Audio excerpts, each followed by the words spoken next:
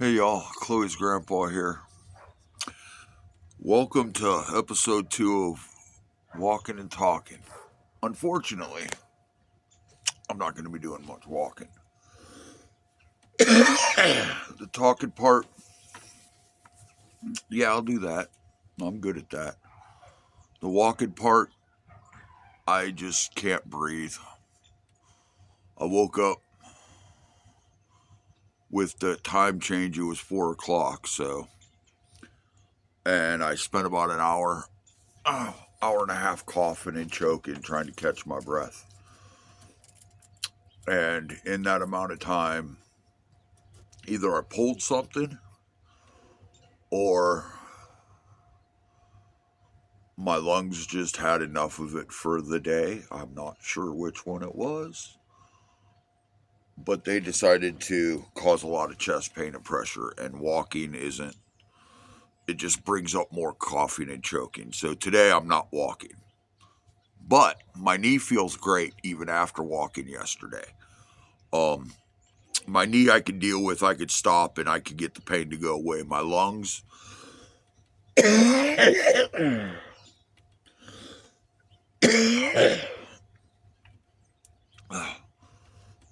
I yeah, I can't do that. But today I wanted to talk about what gives me the right to talk about God. I went to church after God called me to go to church. I woke up and I feel weird. I woke up one day at the bottom of the barrel, no food to eat, nothing, crying, and I wanted to go to church. So I Googled the closest church to me and went to church and I felt God. Like I felt God deep inside me.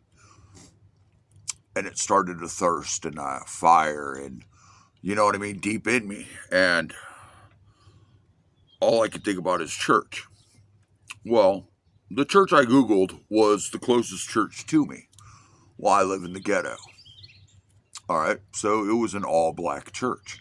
Didn't bother me at all because I learned that color wasn't anything a long time ago.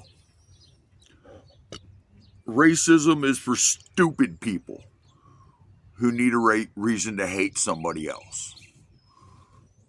That's what racism is. It's stupid. And it's for stupid people. Sorry if you're a racist and that offends you, but it's stupid. We should love everyone like we want to be loved by everyone, if that makes any sense. That means that I love you regardless of whether I know you personally, whether I know anything about you. I still love you. Um, but I went to church and everything was fine. And then they asked me if I could go back and meet with the church gentlemen, the men of the church. And I said, sure, no problem. And I went there and they were like, why are you coming to church? And I'm, explained to them because I mean, in my mind, I'm thinking, well, what does this giant hillbilly want going to an all black church? And in my mind, I understood it and everything.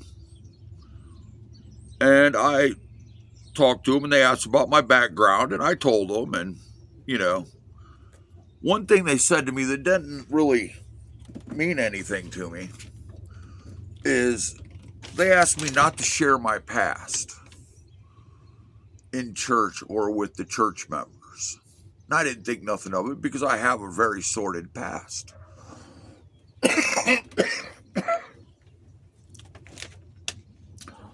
But then things started getting weird. The pastor died, and the pastor I loved, he taught me a lot.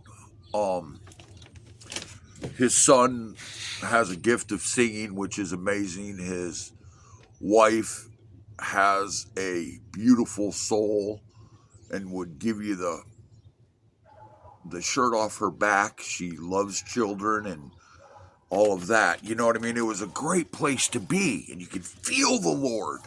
And then that pastor passed, and another one took over, and money seemed to be his goal, to help the church. Money. And he didn't do fundraisers or anything else. He would preach about the people in the church giving money. The people that were in that church grew up in that church. That was their family church. I didn't grow up in church. I mean, I did. Church was a good reason to go to Bible study on Wednesdays, where you're in a room with a bunch of kids, and you know what's in that room? Girls. Which ended up being one of my addictions in life. Me and my brother were talking about it. My brother-in-law were talking about it yesterday. A song came on the radio, and it was about whiskey and women. Let's just say that. And he said, the first time I heard it, I thought about you. And when we were kids, drinking and talking, and that's what you wanted. That's all you wanted, and it didn't stop until I got married this last time. So almost 20 years ago, coming on 20 years. Yeah. And here's the funny thing about it is I've known him since the 9th grade. And we're 52, so yeah. It's been a minute. And that was my life goal. My life goal was to be Norm from Cheers. Me and my sister were talking about it down in the basement when we were kids, and I said, I want to be Norm from Cheers.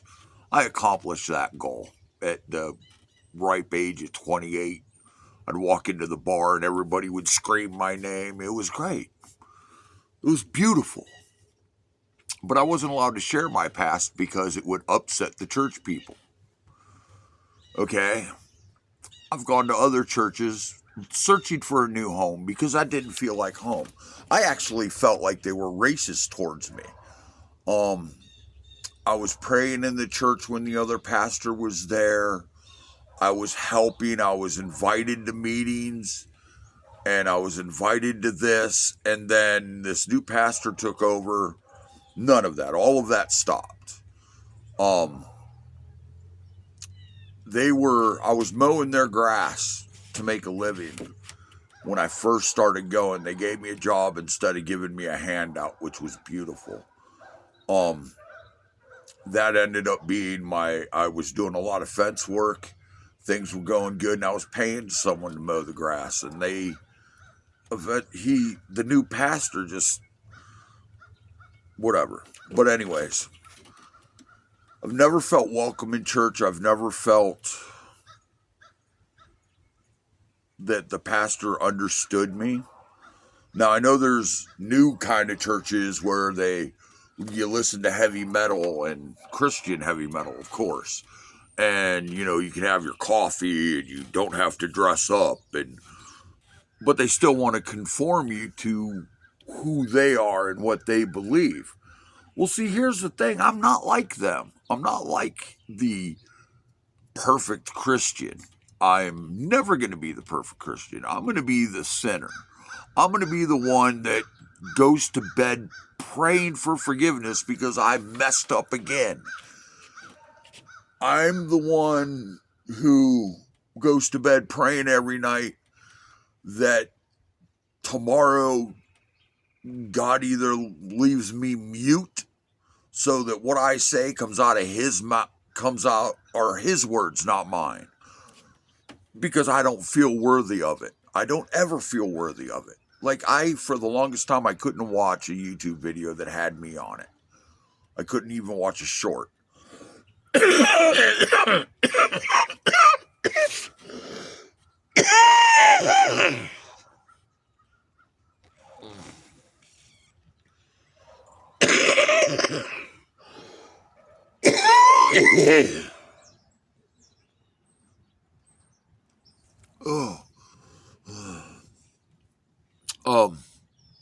Because I was unworthy of it. And the fact that I have over 250 subscribers, that is insane. All in itself is I'm not worthy of having two. But as it says somewhere in the Bible, there's a story about it. I can almost guarantee something about sheep. If I can touch one person with something I say, that's what I'm supposed to do. I'm not here for 20 billion subscribers. I'm here for one subscriber that'll get something from what I say. I know that sounds weird. I don't look at my YouTube channel. The only reason I know how many subscribers I have on a regular basis is I have to see it to download videos, upload videos, or whatever the heck you call it. Now, Chloe, she wants 5 billion subscribers. Y'all better get on it. Share it. Tell a friend. Because 5 billion is a number I couldn't even imagine. But that's Chloe. She's 6. She gets a great kick out of this. But that is why I started talking about God. Because I'm not the perfect Christian. I'll never be the perfect Christian. And the perfect Christians that go to church never seem to listen to me. They seem to, oh, well, you need to read this, this, and this because that's what beginner Christians read. Okay, well, none of that did anything to help me with any of my questions. And I can't talk to you because you don't understand what I've been through. So your answers are more generic answers. Now, my answers may be generic answers, and the only thing I'm ever going to do is tell you how I deal with it and what I do to get through it, which is music and reading the Bible, praying, talking to other Christians. YouTube, doing this right now helps me because I didn't want to get out of bed this morning. I woke up and I felt, ugh. I still feel that way, only with pain. And I could breathe a little better. It's really cold. It's like, it's 9:30 and it is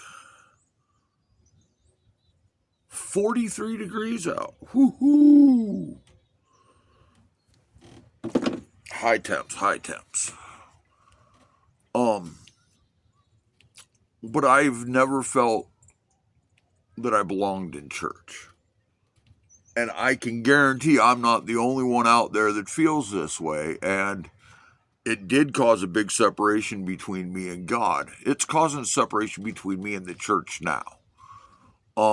Everybody says, you know, you gotta go to church. It's blah, blah, blah. Yeah, that's what it says. And when I find a church that I feel like is home, I will go there. I go to a church now every once in a while when I can feel good enough to go. And it's a decent church. It's nice. The pastor talks about God, and that's it. He doesn't tell me stories about his life or any of that, which is okay. But I can tell nobody in that church can actually. It's another all-black church. Everyone who goes there has gone there their whole life. You know what I mean?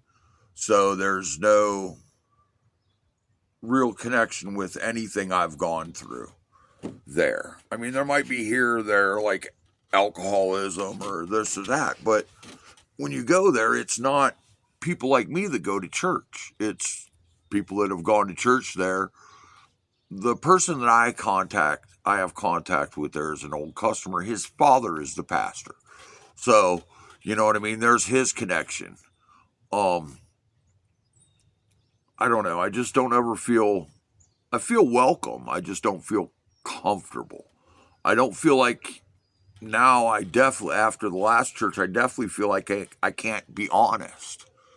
I can't say what I'm really going through because the pastor hasn't gone through it.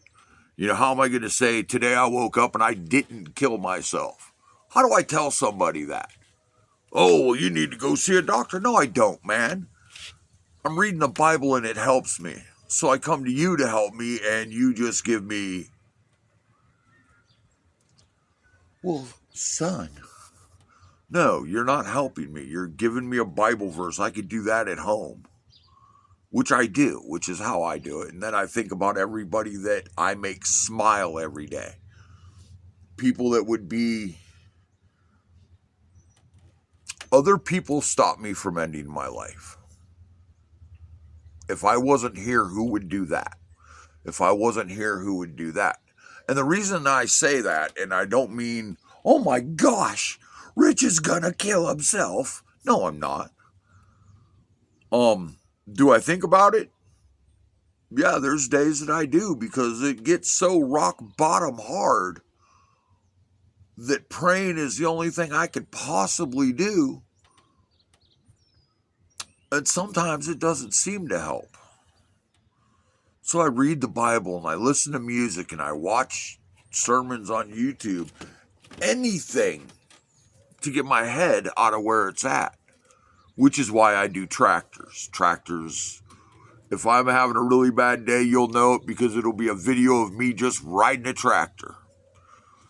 And it doesn't necessarily have to be, I mean, I'm going through a lot of stuff, health problems, my wife, her health problems, and her mental health problems. And just, it's a lot to deal with when you're not expecting to all of a sudden be all of this. You become overwhelmed and scared. But God's there for us. All we got to do is pray, have faith, and trust that He's there with us and He has nothing but the best intentions for us. Tractor stuff, I'm not sure if I'm going to get a video out there today. Tomorrow, I think if I'm feeling good enough, Candace is going to come over and we're going to do some tractor stuff with her. If you guys don't know, she's the one that helps me the most. She comes over, so I got a little surprise for her tomorrow. Besides that, I really have nothing else going on. And I don't want to sit here and ramble on about stuff. But thanks for watching. Thanks for all the subscribers, even though I think y'all are insane just watching an old fat guy ramble. Not rolling. But go out there today, since the day's just starting. Make yourself smile, make yourself happy. That way you can go out there and make other people smile and make a kid smile. And the reason why I always say make a kid smile, if you don't know, is because being a grown-up sucks. And making a kid smile will make you smile, make their day, and possibly make yours. All right? God loves you and so do I. Have a great day. Bye.